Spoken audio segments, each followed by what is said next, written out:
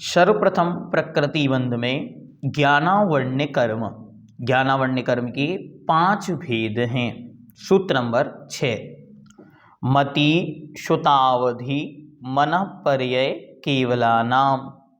मति श्रुतावधि मनः पर्यय केवलानाम।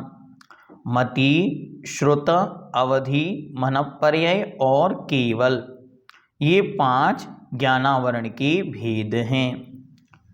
मूलतया जो ज्ञान है उस ज्ञान पर जो आवरण पड़ रहे हैं वे 5 प्रकार के हैं। उन्हीं से 5 प्रकार का ज्ञान है और उन 5 प्रकार के ज्ञानों पर जो आवरण पड़ा है उसका नाम 5 प्रकार का ज्ञानावरण कर्म या ज्ञानावरण कर्म की प्रकृति स्वभाव है। जो मति ज्ञान का आवरण करता है वह मति ज्ञान आवरण, जो श्रुत ज्ञान का आवरण करता है वह श्रुत ज्ञान आवरण, जो अवधि ज्ञान का आवरण करता है वह अवधि ज्ञान आवरण, जो मनःपर्यय ज्ञान का आवरण करता है वह मनःपर्यय ज्ञान आवरण, और जो केवल ज्ञान का आवरण करता है वह केवल ज्ञानावरण। सामान्य सहज रूप से ऐसा हमको जानना, जो ज्ञान, जिस ज्ञान पर जो आवरण पड़ रहा है, जो उस ज्ञान को ढक रहा है, वह उस ज्ञान का आवरण कर्म जानना चाहिए। बस अंतर इतना है कि ये ज्ञान 2 प्रकारों में विभक्त है। ये कर्म देशघाती रूप और सर्वघाती रूप। यदि सर्वघाती रूप है तो जब वह उदय में होगा तो सब कुछ ढक लेगा, जैसे अवधि ज्ञान, मनःपर्यय ज्ञान और केवल ज्ञान। इन तीनों ज्ञानों पर ऐसा आवरण पड़ा है कि हम लोगों को कुछ दिखाई नहीं पड़ रहा। न ज्ञानावरण, केवल ज्ञानावरण कुछ में दिखाई पड़ रहा है, न अवधि ज्ञान से, न मनःपर्यय ज्ञान से।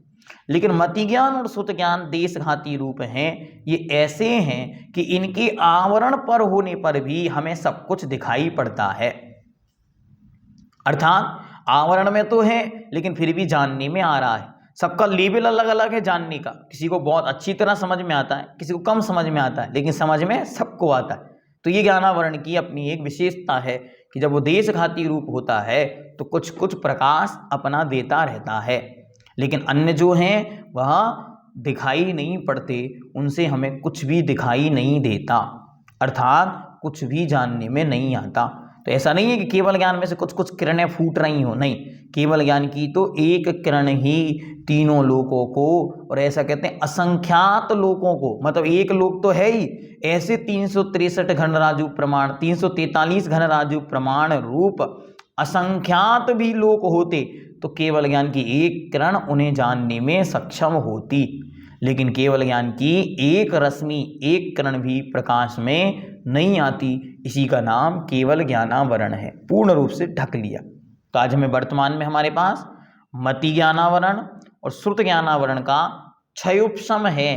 तो ये ढके होने पर भी इनमें से प्रकाश दिखाई पड़ रहा है, हम जान पा रहे हैं, समझ पा रहे हैं, इंद्रियों के माध्यम से ग्रहण हो रहा है और अच्छी तरह हम पढ़ लिख पाते हैं।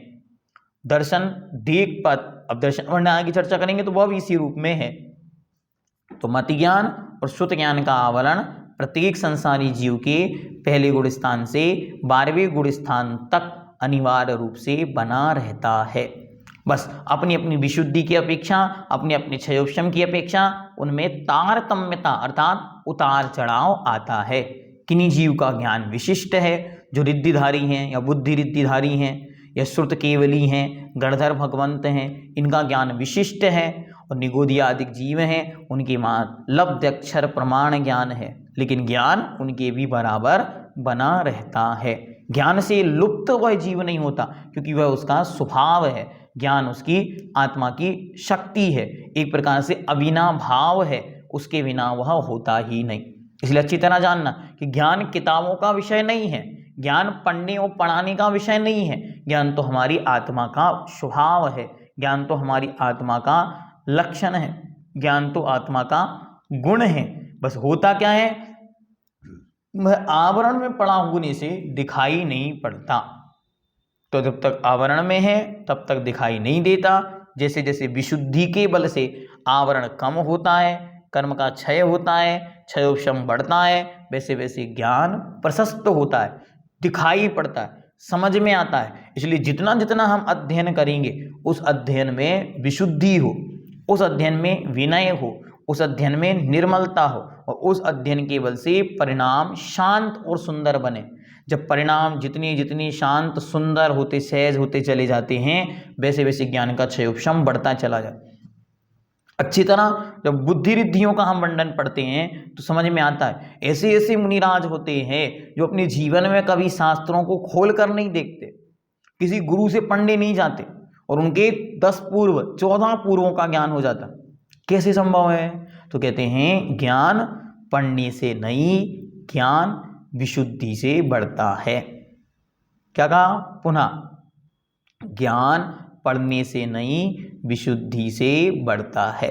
इसलिए विशुद्धि बढ़ाना चाहिए, संक्लेशता कम करनी चाहिए, परिणामों को निर्मल बनाना चाहिए, देवशास्त्र गुरु और श्रुत में भक्ति होनी चाहिए और पढ़ते समय पूर्ण विनय होनी चाहिए। तो श्रुत का क्षयोपशम, ज्ञान का क्षयोपशम बढ़ेगा तो नियम से सब विषय स्पष्ट होंगे।